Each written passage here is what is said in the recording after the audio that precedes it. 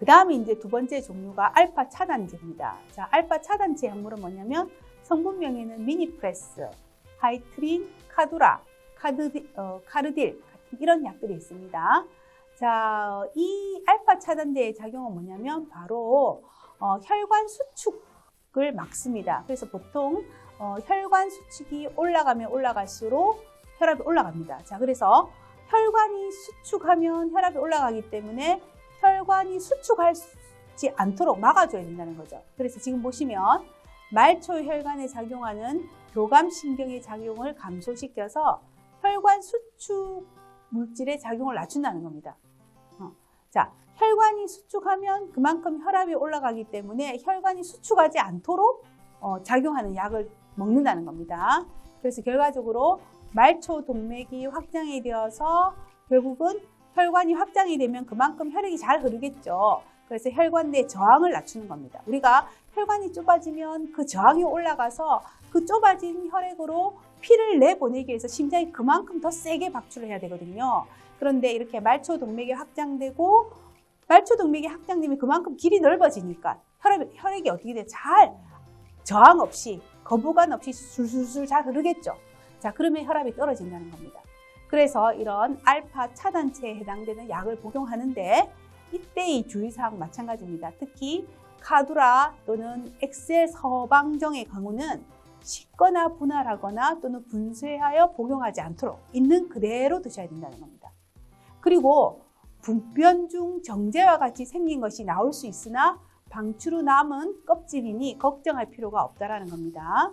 그리고 또 역시 마찬가지로 고혈압약, 즉 고혈압을 이제 그 치료제로 먹는 약들은 다 혈압을 떨어뜨리기 때문에 어지러울 수 있습니다.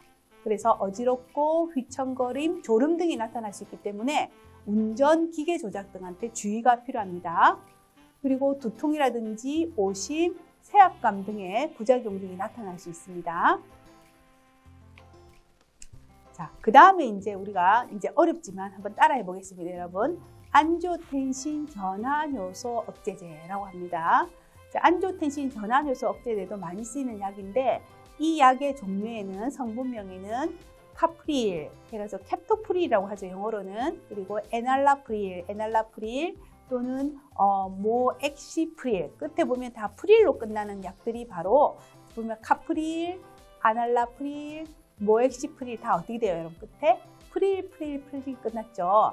그래서 이런 프릴로 끝나는 약들은 안지오텐신 전환요소 억제제다, 저해제다라고 생각하시면 되겠습니다. 자, 이건 뭐냐면 혈압을 높이는데 이제 그 안지오텐신이라는 물질이 우리 몸에서 나오는데 이 안지오텐신이라는 물질이 만들어지면 이 물질이 우리 혈압을 높입니다. 그래서 안지오텐신이라는 물질은 그 강력한 혈관 수축제입니다. 제가 말초 혈관이 수축이 되면 혈압이 올라간다 그랬죠. 그러니까 혈압이 확장돼야 되는데 혈관을 수축시키는 물질이 안지오텐신입니다. 그러면 안지오텐신이 만들지 않으면, 안지오텐신이 없으면 결과적으로 어떻게 되겠습니까? 안지오텐신이 혈관을 수축시키는데 이것을 수축시키지 않기 때문에 이 물질이 안 만들어지면 혈관 수축이 안 되겠죠. 그러면 결과적으로 혈압이 떨어진다는 겁니다. 그래서 안지오텐신이라는 물질은 우리한테 혈관을 수축시키는 물질인데 이 물질을 생성하지 않도록 억제한다, 저해한다라는 건데, 그런데 이 안지오텐신을 생성하는 데 필요한 효소가 있습니다. 자, 이 효소가 뭐냐면 전환효소, 안지오텐신 전환효소. 왜냐하면 안지오텐시노겐이라는 물질이 AC라는 효소에 의해서 안지오텐신으로 바뀌거든요. 그러니까 이 안지오텐신으로 전환시키는 효소, 즉 AC가 없다면 어떻게 되겠습니까? 안지오텐신이 안 만들어지겠죠. 그래서 안지오텐신의 생성을 억제하는 그런 것들이 바로 이 안지오텐신 전환효소 억제제, 저해제다라고 생각하시면 되겠습니다. 이 약을 먹을 때 우리의 주의사항은 칼륨이 많은 섭취 음식은 주의해야 됩니다. 왜냐하면 이 약 자체가 먹으면 우리 몸에 칼륨 농도를 올립니다. 자, 칼륨 농도를 올리는 것이 이 약의 이제 작용인데 이 약을 계속 오래 먹고 하면, 그런데다가 칼륨이 많은 음식을 같이 먹으면 칼륨이 많은 데다가 또 칼륨이 많은 음식을 섭취하기 때문에 고칼륨 혈증을 유발할 수 있습니다.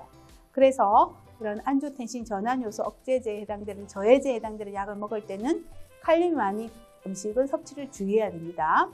그리고 이 약을 먹으면 마른 기침이 많이 납니다. 그래서 이런 마른 기침이 나고 또 어떤 경우는 피부 발적같이 피부가 붉게 발적이 일어납니다. 자, 이런 경우는 반드시 의사 선생님한테 말씀하셔서 약을 교체한다든지 아니면은 이런 마른 기침과 피부 발적을 예방할 수 있는 약을 추가로 더 복용할 수도 있습니다. 그리고 역시 마찬가지입니다. 혈압을 떨어뜨리는 약은 오히려 혈압을 더 떨어뜨릴 수 있는 위험이 있기 때문에 우리가 기립성 저혈압이라고 하죠. 자세를 바꾸면서 뚝 혈압이 떨어질 수 있습니다. 그래서 어지러움이 있을 수 있고 귀청거림, 졸음 등이 나타날 수 있기 때문에 운전이나 기계 조작할 때 주의가 필요합니다. 역시 마찬가지입니다. 갑자기 복용을 중단할 때 협심증, 부정맥 또는 심장마비를 일으킬 수 있습니다. 그리고 안조텐신2 수용체 차단됩니다. 자, 이 약에 해당되는 성분명으로 로사르탄, 발사르탄, 테미사르탄, 올메살탄 이렇게 있습니다. 자, 여기 보시면 다 로사르탄, 발사르탄, 테미사르탄, 올메살탄 해서 다 살탄이 이제 영어로는 끝났죠. 자, 이런 공통점이 있습니다. 그래서 안조텐신2 수용체에 차단되는 뭐냐면 조금 전에 안조텐신이라는 물질, 즉 안조텐신을 엄기 말하면 안조텐신이 아니라 안조텐신2입니다.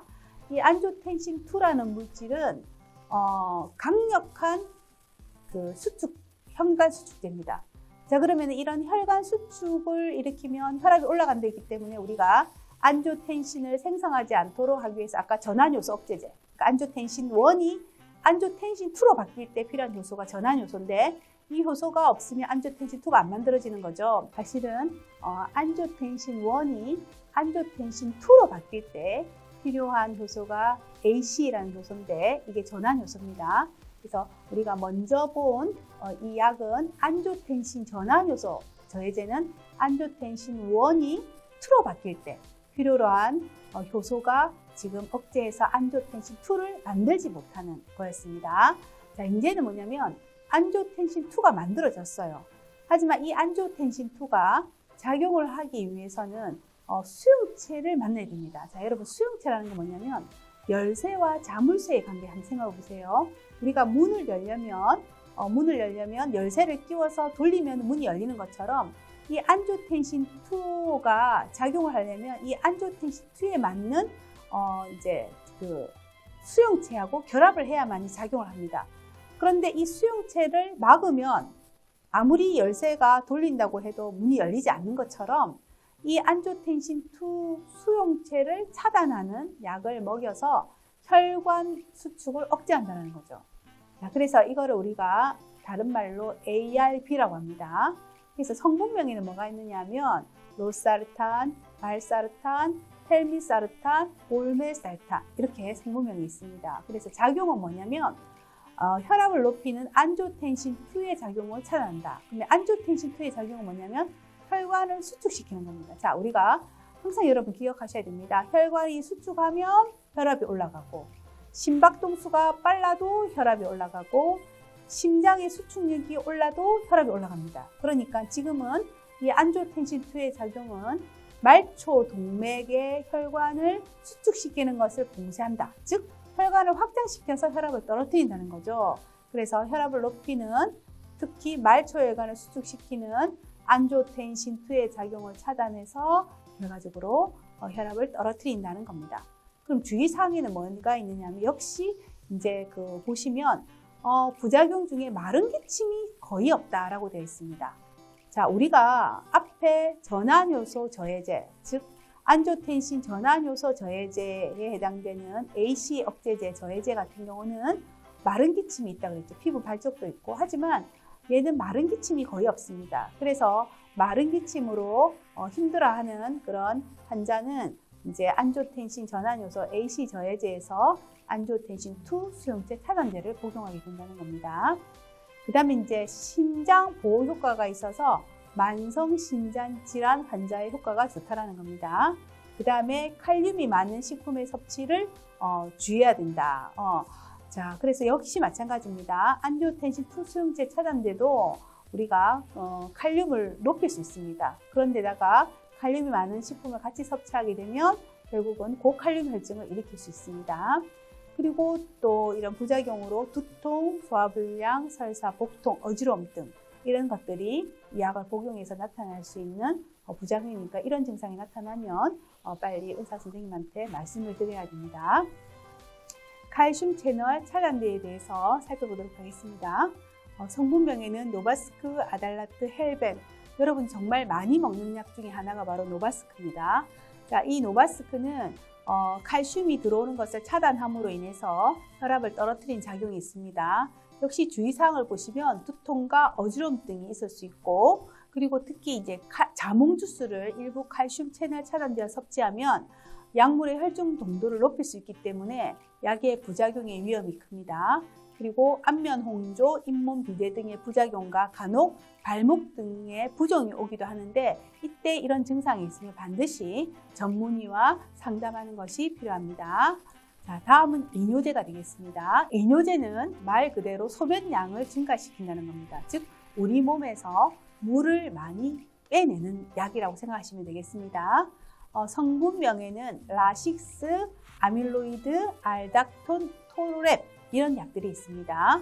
자, 작용은 뭐냐면 우리 몸에 있는 혈액 내에 있는 수분이라든지 염류 배설을 촉진해서 몸 안의 혈장량, 즉 물의 양을 감소시켜서 우리가 혈액 안에 있는 물 성분 있죠. 이런 혈액의 혈장량의 성분을 감소시켜서 혈압을 떨어뜨리는 효과를 나타내는 겁니다.